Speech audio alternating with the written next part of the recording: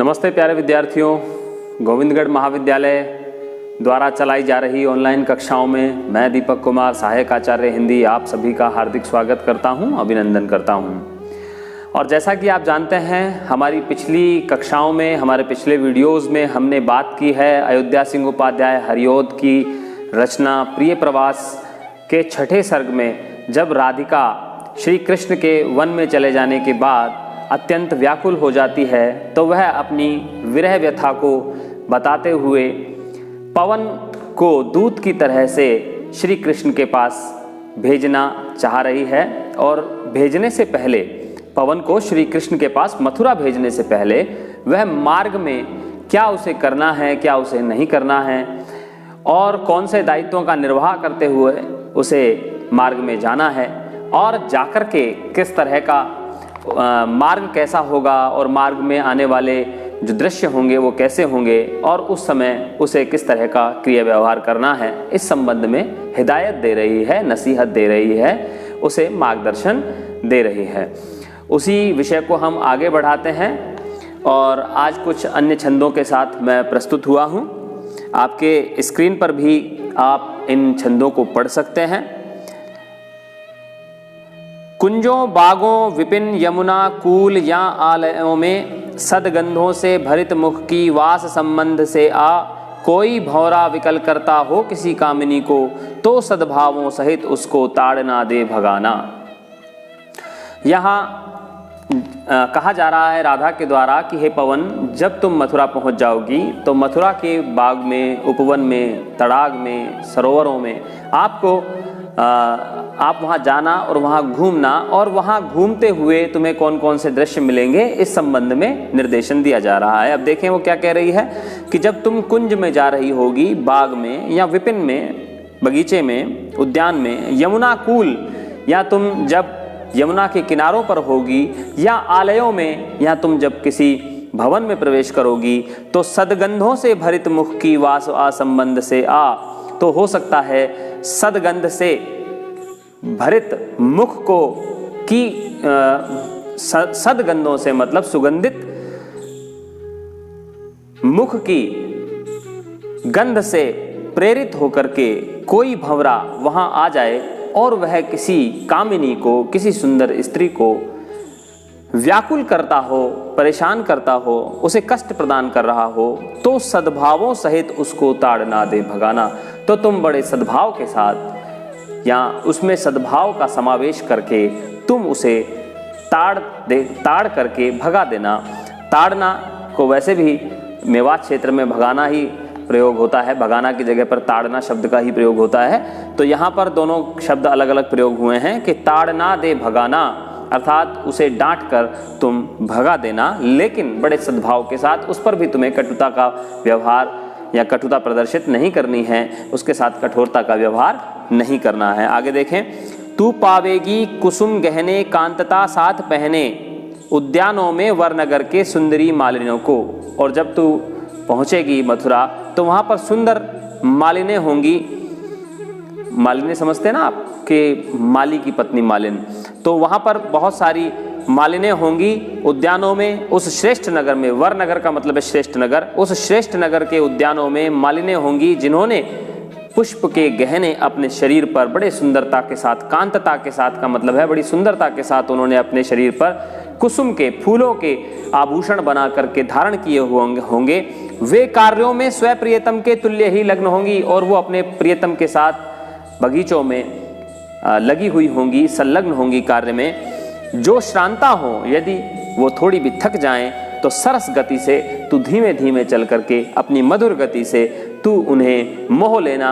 यहाँ तात्पर्य वही है कि उनके कष्ट को, उनकी थकान को दूर कर देना। आगे देखते हैं, जो इच्छा हो सुरभि तन के पुष्प संभार ले आते जाते सैरुचि उनके प्रियतमों को रिझाना। और तेरी इच्छा हो तो अपने शरीर में, वायु का शरीर जो पारदर्शी ही होता है, तो अपने शरीर में पुष्प से प्राप्त की हुई सुगंध ग्रहण करके ले जाना और आते जाते स्वरुचि, बड़ी रुचि के साथ उनके प्रीतमों को रुझाना। उनके जो प्रियतम होंगे जो मालिनी हैं उनके प्रियतम होंगे, उनको तुम रिझाना, उन्हें मोहित करना, उन्हें मुग्ध कर लेना, उन्हें आनंद प्रदान करना। ए मर्मज्ञ रहित उससे युक्तियां सोच होना, जैसे जाना निकट प्रिय के व्योम चुंबी ग्रहों के। जब भी तुम प्रिय के व्योम चुंबी, आकाश चुंबी, गगन चुंबी जो भवन होंगे वहां पर पहुंचोगी, जब तुम प्रियतम के यानी कि श्री कृष्ण के गगन चुंबी भवनों पर पहुंचोगी, तो वहां पर ए मर्मज्ञ, हे मर्म को जानने वाली, हे सारे रहस्यों को जानने वाली, ए सबके हृदयों के भीतर की बात समझने वाली, इसलिए कहा गया मर्मज्ञ। ए मर्मज्ञ रहित उससे युक्तियां सोच होना, तू बड़ी युक्तियों के साथ बड़ी विवेक पूर्ण व्यवहार करते हुए वहां जाना। जैसे जाना निकट प्रिय के व्योम चुंबी ग्रहों के, जब भी तुम मेरे प्रियतम के आकाश चुंबी, गगन चुंबी ग्रहों के पास पहुंच जाओ। आगे देखें, देखे पूजा समय मथुरा मंदिरों मध्य जाना। और जब पूजा का समय हो, संध्या काल हो जाए, तो तू मथुरा के मंदिरों के बीच में जाना। नाना वाद्यों मधुर स्वर की मुग्धता को बढ़ाना, और वाद्य यंत्र जो बज रहे होंगे उससे उत्पन्न होने वाली मधुर ध्वनि को तू और मधुर कर देना, उनकी मुग्धता को, उनके प्रभाव को, उसकी मधुरता को, उसकी मृदुता को और बढ़ा देना।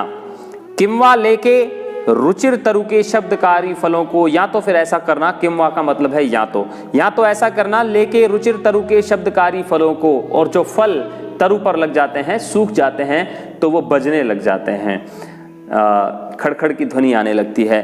तो किंवा लेके रुचिर तरु के शब्दकारी फलों को, तो तू ऐसा करना, या तो तू ऐसा करना कि जो वृक्ष के फल हों, शब्दकारी फल हों, ध्वनि उत्पन्न करने वाले फल हों, उनको धीरे धीरे मधुर ध्वनि में मुग्ध होकर के आनंद पूर्वक तू उनको बजाने का प्रयास करना, ताकि जो वाद्य यंत्रों से उत्पन्न हो रही है ध्वनि, उसमें भी आनंद का समावेश हो जाए, वह ध्वनि और मधुरता से वातावरण में फैल जाए, प्रसारित हो जाए। आगे चलते हैं। नीचे फूले कुसुम तरु के जो खड़े भक्त होवें। और नीचे मान लीजिए किसी वृक्ष के, ऐसे वृक्ष के जो कुसुम से कुसुमित है, यानी कि जिस पर फूल लगे हुए हैं, ऐसा कोई वृक्ष है। नीचे फूले कुसुम तरु के, किसी कुसुम से आच्छादित, फूलों से आच्छादित किसी वृक्ष के नीचे कोई भक्त खड़े हों, तो किंवा कोई उपल गठिता मूर्ति हो देवता की, या फिर कोई उपल गठित मूर्ति। उपल गठित मूर्ति का मतलब है पत्थर से जो गढ़ी गई है, ऐसी कोई मूर्ति हो किसी देवता की, किसी वृक्ष के नीचे, जैसा कि हमारी परंपरा रही है। पीपल के वृक्ष के नीचे आप देखें, जो पुराने वृक्ष हैं उनके नीचे कोई ना कोई मूर्ति स्थापित कर दी जाती है, और जो भक्तजन होते हैं वहाँ खड़े होकर के अपने भगवान की आराधना करते हैं। तो ऐसा ही कोई दृश्य उन्होंने सोचा है कि जब तुम जा रही होगी और किसी वृक्ष के नीचे, किसी ऐसे वृक्ष के नीचे जिस पर बहुत सारे फूल लगे हों, और नीचे कोई भक्तजन खड़े हों, या कोई पत्थर से गढ़ी हुई मूर्ति वहाँ रखी हो, तो डालों को परम मृदुता मंजुता से हिलाना। तो तू वृक्ष की डालों को बड़े मृदुता और मंजुता, मंजुता का मतलब है सुंदरता और मृदुता का मतलब है मधुरता, मधुरता और सुंदरता के साथ तू पुष्प की डाल को हिलाना, वृक्ष की डालों को हिलाना जिस पर फूल लगे हुए हों, और यों वर्षा कर कुसुम की पूजना पूजितों को। और इस प्रकार तू फूलों की वर्षा करके पूजना पूजितों को मतलब कि ईश्वर को, या ईश्वर के जो पूजा योग्य भक्त हैं उनकी पूजा करना। इस प्रकार तू वृक्ष को हिला करके उसके सारे फूलों को नीचे झड़ा देना, ताकि उन पर पुष्प वर्षा हो जाए, और इस तरह से तू आराधना करना ईश्वर की और ईश्वर के भक्तों की। तू पावेगी वर नगर में एक भूखंड न्यारा। तू जब जाएगी उस नगर में, उस श्रेष्ठ नगर में, वर नगर कह दिया गया है, तो श्रेष्ठ नगर में जब तू जाएगी तो तुझे एक भूखंड प्यारा मिलेगा, एक भूखंड न्यारा, बिल्कुल पृथक अद्वितीय भूखंड दिखाई देगा। शोभा देते अमित जिसमें राज प्रासाद होंगे, जिसमें शोभा देने वाले अमित शोभा का मतलब अतुलनीय शोभा, जिसकी कोई सीमा न हो जिसकी कोई सीमा न हो, ऐसी शोभा प्रदान करने वाले राज प्रासाद होंगे, राजमहल तुझे दिखाई देंगे। जिनके उद्यानों में पवन सुषमा है जहां संचितासी, जिसमें परम सुषमा, परम सौंदर्य, परम प्राकृतिक सौंदर्य वहां संचित दिखाई प्रतीत होगा। छीन लेते सरोवर जहाँ वज्र की स्वच्छता है, और वहाँ के सरोवर इतने पारदर्शी जल से भरे हुए होंगे मानो उन्होंने, यहाँ उत्प्रेक्षा अलंकार है, छीन लेते सरोवर जहाँ वज्र की स्वच्छता है, मानो कि वज्र का तात्पर्य यहाँ पर हीरे से लिया गया है। जिस तरह से हीरा अत्यंत पारदर्शी होता है और भीतर से बड़ा स्वच्छ दिखाई देता है, ऐसा लगता है कि मानो वहाँ के जो सरोवर हैं वहाँ के सरोवरों ने हीरों की जो पारदर्शिता है, स्वच्छता है, उसको ग्रहण कर लिया है, आत्मसात कर लिया है, और उसलिए इस कारण से वो बहुत सुंदर प्रतीत हो रहे हैं। तो यहाँ पर उत्प्रेक्षा अलंकार है, और उत्प्रेक्षा अलंकार भी हेतु उत्प्रेक्षा अलंकार है, जब वास्तविक कारण न होने पर भी कारण की संभावना व्यक्त की जाए। तो यहाँ पर वास्तविक कारण ये नहीं है कि वो इसलिए स्वच्छ हैं क्योंकि उन्होंने छीन ली है सारे हीरों की पारदर्शिता या सौंदर्य या निर्मलता, अपितु वो स्वभाव से ही, प्रकृति के स्वभाव से ही वो सुंदर हैं और पारदर्शी हैं। लेकिन यहाँ पर एक अन्य कारण की संभावना व्यक्त की गई है। तो जब अकारण में कारण की संभावना व्यक्त की जाए तो वहाँ हेतुत्प्रेक्षा अलंकार होता है, यहाँ भी वही है।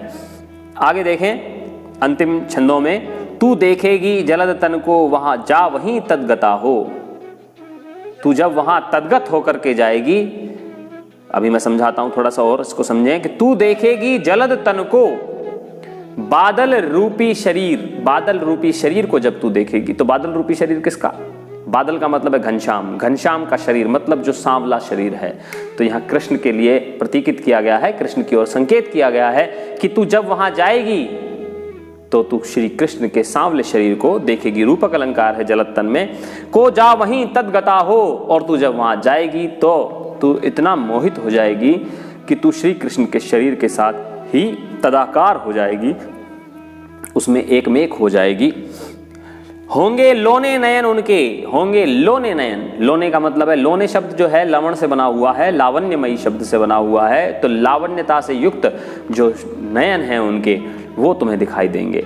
लोने लावण्य युक्त, लावण्य का मतलब यहाँ पर सुंदरता से है। तो बड़े सुंदर लावण्यमयी तुम्हें नयन दिखाई देंगे। उनके ज्योति उत्कीर्णकारी, जिससे ज्योति उत्कीर्ण हो रही होगी, यानी कि प्रकाशित हो रही होगी, प्रकाश का प्रवाह वहां से दिखाई देगा तुम्हें उनके नेत्रों में से।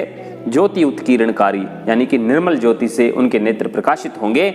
मुद्रा होगी वर वदन की मूर्ति सी सौम्यता की, और जो उनकी मुद्रा होगी उनके चेहरे की, वर वदन, वर वदन, वदन का मतलब है, वदन का मतलब है यहाँ चेहरा या मुख, और वर का मतलब है श्रेष्ठ। तुम उनका जब श्रेष्ठ मुख देखोगी तो उसकी मुद्रा ऐसी प्रतीत होगी मानो मूर्ति सी सौम्यता उसमें दिखाई देगी। यहाँ उपमा अलंकार है, मूर्ति सी सौम्यता, मूर्ति के समान, जैसे ईश्वर की कोई मूर्ति होती है जिसे बड़े मनोयोग से कोई शिल्पकार गढ़ता है अपने छेनी हथौड़ों से, और छोटी छोटी कलाकारी के साथ, बड़ी सूक्ष्म कलाकारी के साथ वह उसको गढ़ता है और उसमें सौंदर्य को सजीव कर देता है। तो ऐसी सजीव सुंदर सौम्य मूर्ति तुम्हें श्री कृष्ण के रूप में, उनके चेहरे के रूप में दिखाई देगी। सीधे सीधे वचन उनके सिक्त होंगे सुधा से, और जब सीधे साधे वचन वो बोलेंगे तुमसे तो सिक्त होंगे सुधा से। ऐसा प्रतीत होगा कि मानो उनके जो वचन हैं वो अमृत में भीग करके आए हैं, अमृत से भीगे हुए, सने हुए, सिक्त हुए वचन उनके सीधे साधे मुख से, उनके सीधे साधे वचन तुम सुनोगी।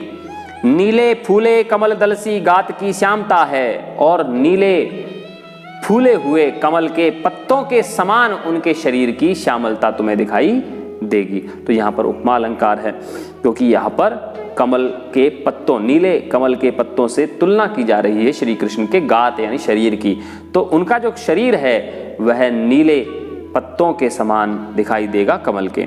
तो यहाँ पर उपमा अलंकार है। पीला प्यारा वसन कटी में पहनते हैं फबीला, और वो अपने कटी कमर में एक पीला वस्त्र पहनते हैं जो बड़ा उन पर फबता है, बड़ा सुशोभित होता है। छूटी काली अलग मुख की कांति को है बढ़ाती, और उनके चेहरे पर जो एक काली लट है बालों की, अलग का मतलब होता है बाल, छूटी काली अलग मुख की कांति को है बढ़ाती, अलग का मतलब होता है लट। तो उनके बालों की जो काली एक लट है वो उनके चेहरे की सुंदरता को और बढ़ा देती है। सद वस्त्रों में नवल तन की फूटती सी प्रभा है। और सद वस्त्रों में जो पारदर्शी नीले स्वच्छ जो वस्त्र उन्होंने माफ़ कीजिएगा, पारदर्शी स्वच्छ वस्त्र जो उन्होंने पहने हुए हैं, उनमें से उनके नीले शरीर की फूटती सी प्रभा है। एक आभासी फूटती हुई उनके शरीर की उन वस्त्रों में से फूटती हुई प्रतीत होती है। तो यहाँ पर भी उपमा अलंकार है। और मैं आशा करता हूँ बड़ा अच्छा लग रहा होगा आपको। ये बहुत खूबसूरत से छंद हैं और इनका आप रसास्वादन कर रहे होंगे और अनुभव कर रहे होंगे कि किस तरह से पवन जो है वह राधा का संदेश लेकर के विभिन्न परिस्थितियों में जाकर के और विभिन्न परिस्थितियों से वो अवगत हो रही होगी और जाकर के किस तरह का आचरण उसे करना है मथुरा में, और श्री कृष्ण की सुंदर मनोहर मूर्ति किस प्रकार की दिखाई देगी, उस संबंध में आप बहुत आनंद के साथ इन जो काव्यांश हैं उनका रसास्वादन कर रहे होंगे, ऐसी मैं आशा करता हूँ। आज की कक्षा को हम यहीं विराम देते हैं। बहुत बहुत आभार, धन्यवाद।